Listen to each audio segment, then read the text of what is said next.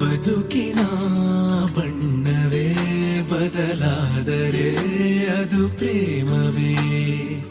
ಬಡವನ ಕಣ್ಣಲು ಬೆಳಕಾದರೆ ಅದು ಪ್ರೇಮವೇ. ಕೊರಳಿದು ಕಂಪಿಸಿ ಬಿಗೆಯಾದರೆ ಅದು ಪ್ರೇಮವೇ.